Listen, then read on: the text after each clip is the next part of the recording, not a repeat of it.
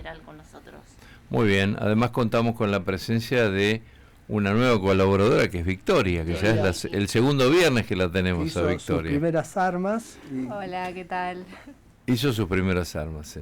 En la locución. Exactamente. Bueno, le damos la bienvenida al doctor Eduardo Freiler. ¿Cómo está, doctor?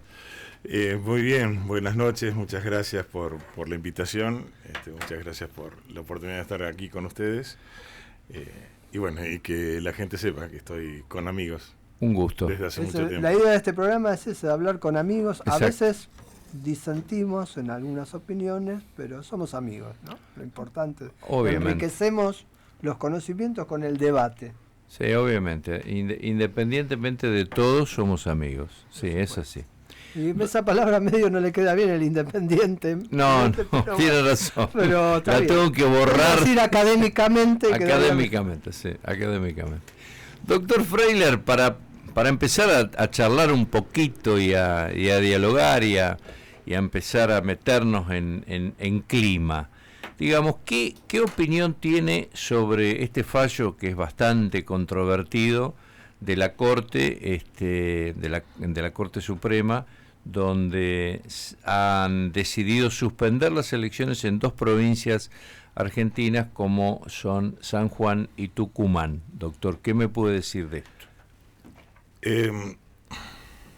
Bueno, lo primero es esto, que es muy controvertido, sí. Pero si me permite, un análisis sobre qué es lo controvertido. Claro. Cuando hay regímenes federales donde se estructura una forma de ser y de vivir y de querer, y que eso no está dado al gobierno central, me parece que esto es una cuestión que obviamente debe ser muy cuidado con los conceptos constitucionales, y que nuestra Constitución esté bajo el resguardo de, entre ellas, dos personas que asumieron el cargo de manera inconstitucional y que aceptaron ser inconstitucionalmente miembros de la Corte Suprema de Justicia de la Nación. Me parece que ya desde ahí en más todo está sospechado, todo está cuestionado. Claro. Y creo que en un Estado democrático, social y de derecho, cual es el que hemos querido abordar y tener y vivir, bueno, creo que al menos dos de estas personas estarían muy fuera de esos parámetros valorativos. El otro tercero, sí. Creo que más allá de estar fuera de los parámetros valorativos, creo que incluso estaría incurriendo en una cuestión que jurídicamente se llama prevaricato, que es el haber opinado en forma diferente en dos momentos distintos y encima muy cercanamente. Uh-huh. Me refiero al doctor Rosenkrantz, que con referencia a esta misma situación opinó diametralmente opuesta en la situación de Río Negro hace 4 años atrás, y que ahora ante una misma situación, con una muy confusa justificación, una galimatías realmente jurídica, trata de justificar una posición diametralmente opuesta. Uh-huh. Con lo cual creo que más allá de ser muy peligroso para la democracia, de constituir una situación bastante incómoda para la situación democrática, creo que más allá de eso constituye clara y diametralmente una cuestión delictiva. Doctor, usted decía que aceptaron Rosenkrantz y no me sale el nombre del otro juez, y Rosati aceptaron ser nombrados de manera, no sé, por decreto, ¿no? Pero después esa situación fue regularizada y fueron nombrados uh-huh. con la mayoría necesaria en el Senado, así que eso estaría subsanado. No. O sea, después no hubo más, ¿o no? No, estaría quizás, si usted quiere, legalmente subsanado, inclusive con votos, muchos votos claro, y que se hagan cargo aquellos senadores que levantaron las manos para subsanar esta situación. Pero lo que de ninguna manera va a estar subsanado es desde un punto de vista moral. Dos personas que son llamadas a decir qué es lo constitucional en nuestro país han aceptado moralmente, antes que jurídicamente, aceptar ese cargo de una manera totalmente irregular. Sí, vale decir que me parece que llega un tiempo y un momento en donde la sociedad deberíamos charlar un poco también desde aquellas cuestiones morales, no solamente de lo que es legal. Es cierto, coincido con usted, la amplia mayoría del Senado de la Nación, y allá la responsabilidad de cada quien, y espero que de alguna manera hagan su mea culpa y que de ahora en más aquellos que levantaron la mano para subsanar ese error, de ahora en más puedan llegar a considerar lo futuro, pero que moralmente el país sepa que dos personajes que aceptaron entrar por decreto lo que es inconstitucionalmente inválido, lo que es inconstitucionalmente inaceptable, hayan aceptado ser miembros de la Corte vía por decreto, que hoy sigan siendo uno de esos presidentes y el otro vicepresidente, ni más ni menos, de la Constitución, y autoproclamados presidente y vicepresidentes de la Corte Suprema de Justicia de la Nación, me parece que esto es inaceptable en cualquier gobierno democrático. Y esto creo que no es una cuestión de considerar ideologías ni posturas partidarias, ni mucho menos. Me parece que esto realmente constituiría una cuestión de inaceptabilidad moral. Bueno, de todas maneras, con respecto a la calidad institucional democrática, yo creo que más allá de esto que usted plantea de la moral, ¿no? Yo creo que a la democracia la hace bien, ¿no? Un tribunal superior que haga el control de constitucionalidad y que revea algunas decisiones de otros poderes cuando salen de la Constitución, de las normas constitucionales. Le hace bien a la democracia. Yo no lo veo tanto como un ataque a la democracia, sino que le hace bien al ejercicio pleno de la democracia, a la tripartición de poderes, ese sistema de pesos y contrapesos que nos enseñaron en la facultad, ¿no? De un régimen republicano, representativo y federal. No entiendo qué es lo que le hace bien. Que haya un poder judicial con la facultad del control de constitucionalidad, en este caso la Corte, que reencamine cuando hay desvíos de la Constitución, ¿no? Sí, claro, sí. No, si mi postura no es decir justamente de que no exista ese poder, sino de que exista. O sea, usted lo que plantea es que le hace mal representado por personas que eso es lo que le hace mal estén a la altura de lo que ese poder está eso es lo que le hace mal a la democracia. Que existan personas que estén llamados a cubrir ese rol que la Constitución le ha dado.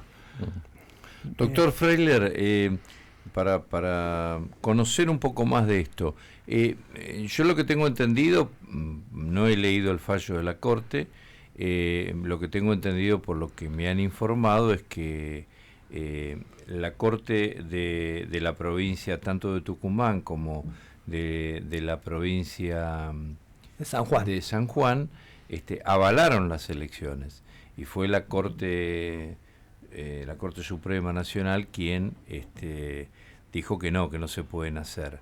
¿Qué no se puede hacer para elegir gobernador y vice? Claro, ¿no? claro. Pero no suspende las elecciones, ¿sí? Sí, aspecto, es ¿no? cierto. Sí, no se pueden hacer para gobernador y vice. Por eso en Tucumán Mansur se bajó y allanó el camino para que se ahora, haga. ¿qué fundamento dio la Corte, doctor Freiler, para hacer este tipo de...? El fundamento central de la Corte Suprema de Justicia es haber interpretado por parte de los jueces de la Corte que se estaría violando el artículo 5 de la Constitución Nacional, que esto es una interpretación totalmente particular, si me permiten el término, en cuanto a la situación republicana y federativa de gobierno. Nada dice la Constitución Nacional, nada, absolutamente nada dice la Constitución Nacional acerca de los límites a la elección o a la reelección. Lo que se está interpretando son los artículos de las constituciones provinciales, tanto de Tucumán como de San Juan en este caso. Pero absolutamente nada se está interpretando sobre lo que dice la Constitución de la República Argentina. Primera cuestión, por lo cual tengo mis gravísimas sospechas de que la Corte Suprema de Justicia de la Nación tenga jurisdicción para entender en este tema. A mi modo de ver, el punto final de interpretación está dado en las Supremas Cortes de cada una de las provincias. Porque nuestra Constitución Nacional absolutamente nada dice al respecto. Bajo una interpretación de lo que quiere decir el artículo 5 de la Constitución de la Nación sobre qué es lo que significa tener una república representativa, republicana y federal, es que estos señores dicen que no puede caber la idea de una reelección en estos términos. Creo particularmente que esto es si ustedes me permiten realmente, una intervención totalmente extemporánea, esto se podría decir en términos de derecho. En términos políticos creo que realmente es un verdadero golpe de Estado a las estructuras democráticas y sociales de nuestro país. Y más allá de replantearme puntualmente en los términos y en los tiempos en los cuales cada uno de los jueces han supuestamente firmado este acuerdo, uno de los jueces que supuestamente firmó este acuerdo, en el momento en el que salió firmado, estaba ante una delegación del gobierno de Estados Unidos en la Argentina, llamado AmCham, dando supuestas teorías de derecho económico, derecho financiero, monetario, y al mismo tiempo estaba firmando, suscribiendo este fallo. Me estoy refiriendo al autoproclamado presidente de la Corte y autoproclamado presidente del Consejo de la Magistratura de la Nación, el doctor Rosati. Creo que estos son extremos muy importantes que se deberían investigar. De existir en nuestro país un sistema independiente de justicia que realmente pueda investigar los supuestos abusos y desvíos de poder.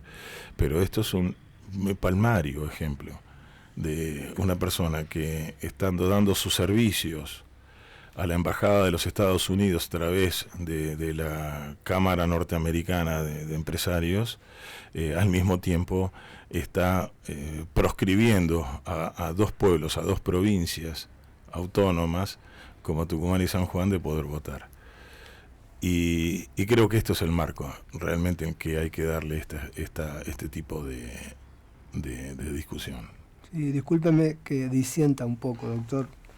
En principio me parece que con respecto al espíritu de la Constitución Nacional, que se habla de la alternancia y lo que permite es una reelección en el caso del presidente, esto a partir del 94, la reforma, porque hasta ese momento no había reelección, después del Pacto de Olivos se permitió. Me parece que se aplica ese espíritu y yo creo que atenta más contra la democracia una reelección indefinida de mandatarios, como ocurre en muchas provincias, ¿no? 20 y pico de años a cargo de una provincia que terminan, todos sabemos cómo terminan ese tipo de gobiernos, ¿no? Autoproclamándose dueños de la provincia. Eso por un lado.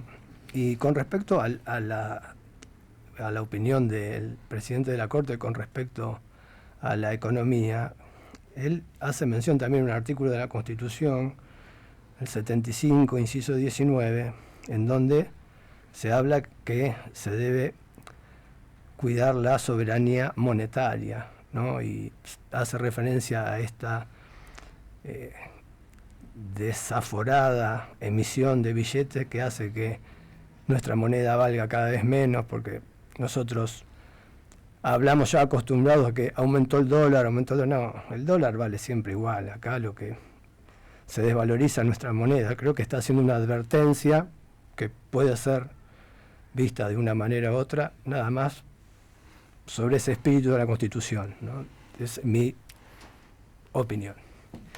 Sí, por supuesto. Quique, sí, me encanta que podamos discutir sobre esta cuestión con mucho respeto. Un par de cuestiones. Sí, esa es la idea de este programa. Un par de cuestiones. Primero, que el presidente de la Corte Suprema de Justicia de la Nación no está llamado, primero, a hablar sobre cuestiones que no son de su estricto cumplimiento de sus funciones. No ha sido llamado a hablar, creo, hasta ahora, sobre la cuestión de la emisión monetaria. Pero sí, podría haber sido llamado, creo, de acuerdo a los sumos intereses de los supremos, quizás, para tomar, si él quisiera, o si ellos quisieran, por per saltum, por ejemplo, el tema del endeudamiento, de la deuda externa, al cual ha acudido el anterior gobierno democrático argentino. Sí, también el actual. No, perdón, no se ha preocupado por eso, porque existe, porque por la anterior. El anterior y el actual también. El actual se ha endeudado un poquito más, me parece, ¿o no? Quique, no digo si se ha endeudado, digo que haya una causa judicial. Cómo se obtuvo, y por supuesto, no podemos compatibilizar aquella deuda de 40 y tantos mil millones de dólares con la actual. Quiero decir, si este señor presidente de la Corte Suprema de Justicia de la Nación estuviese tan interesado en introducirse en el estudio y el análisis de estas cuestiones, creo que como con muchos otros casos, por ejemplo, con el nombramiento de un juez o la postura de un juez por la ventana y demás, que sí han tomado por una vía de facto para analizar esos casos, como es llamado el per saltum, bien podría haberse preocupado, si realmente quisiera, por este gravísimo endeudamiento. 100 años, Quique, sí. Sus hijos, sus nietos, los míos, los de todos los que nos escuchan, vamos a estar endeudados por siempre, pero este señor por eso no se preocupa. Sí, igual, pero perdón. Igual hay una deuda anterior a la del gobierno anterior, que también entonces estaríamos investigando todos los gobiernos. No, estamos investigando claramente y estamos hablando claramente de una barbaridad terrible que no tuvo relación en la historia del país. Por favor, no pongamos igual lo que ha sucedido con el endeudamiento de Macri con las deudas anteriores, por favor. Quizás la única que le permito, ¿sí? Es la que me diga de Rivadavia. No, la única que le permito es de Rivadavia. La que nos endeudó por 100 años. La única que le permito que en el tiempo de endeudamiento. Que emparejemos, por favor. Sí. Luego de esto, perdón, y quizás esta charla nos ha llevado y pido que me disculpe a los otros dos demás que estaba planteando, pero... Le propongo lo siguiente, recordamos, estamos con el doctor Eduardo Freiler, ex camarista federal de